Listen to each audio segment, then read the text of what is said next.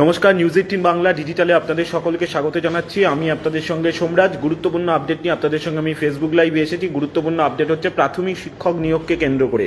প্রাথমিক শিক্ষক নিয়োগে আপনারা জানেন যে 13,000-এরও বেশি শূন্যপদ রয়েছে।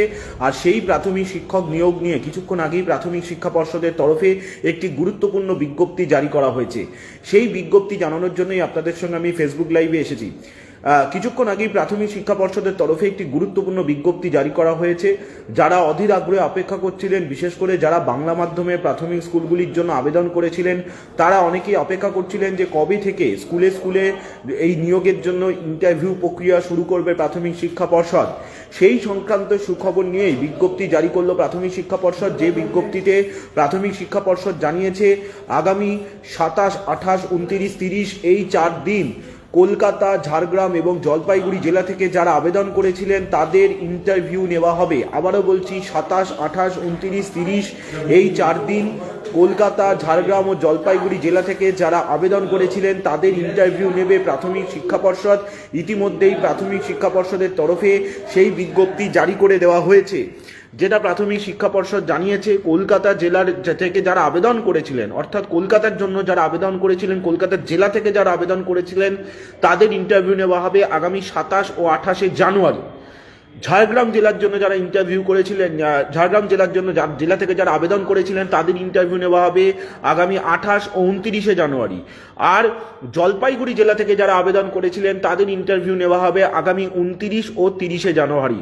কেন্দ্রীয়ভাবে প্রাথমিক শিক্ষা পর্ষদের অফিসেই হবে ইন্টারভিউ। ইতিমধ্যেই পর্ষদ জানিয়েছে, পর্ষদের যে ওয়েবসাইট রয়েছে সেই ওয়েবসাইট থেকে কোন প্রার্থীর কখন ইন্টারভিউ নেওয়া হবে তার বিস্তারিত সময় পর্ষদের ওয়েবসাইটেই আপনারা দেখতে পাবেন। অর্থাৎ পর্ষদের ওয়েবসাইটে লগ ইন করে যারা আবেদনকারী প্রার্থী তারা দেখতে পারবেন। ইতিমধ্যেই কল লেটার ডাউনলোড করা যাচ্ছে বলে পর্ষদের তরফে জানানো হয়েছে।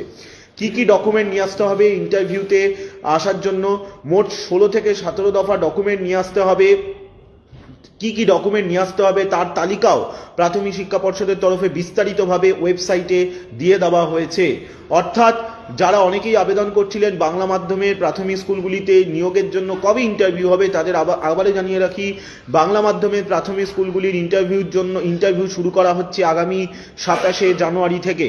ফেব্রুয়ারি মাসের 3য় সপ্তাহের মধ্যেই প্রাথমিক শিক্ষা পর্ষদ গোটা নিয়োগের ইন্টারভিউ প্রক্রিয়া শেষ করতে চাইছে, যাতে ফেব্রুয়ারির শেষেই অর্থাৎ বিধানসভা ভোটের আগেই যাতে প্যানেল প্রকাশ করতে পারে প্রাথমিক শিক্ষা পর্ষদ স্কুলে স্কুলে প্রাথমিক শিক্ষক নিয়োগের।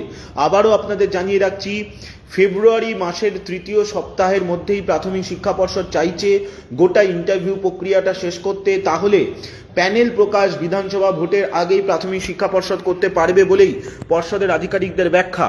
কিন্তু ইন্টারভিউ নেবার যে বিজ্ঞপ্তি জারি করা হয়েছে, ডিসেম্বর মাসের শেষ সপ্তাহে 2 দিন যে ইন্টারভিউ নিয়েছিল পর্ষদ, সেটি মূলত অন্য মাধ্যমের স্কুলের জন্য। বাংলা মাধ্যমের স্কুলের জন্য এতদিন ইন্টারভিউ নেওয়ার বিজ্ঞপ্তি জারি করেনি। আজকে সেই বিজ্ঞপ্তি জারি করেছে প্রাথমিক শিক্ষা পর্ষদ এবং আগামী 27 জানুয়ারি থেকে এই ইন্টারভিউ প্রক্রিয়া শুরু হবে বাংলা মাধ্যমের স্কুলগুলির জন্য।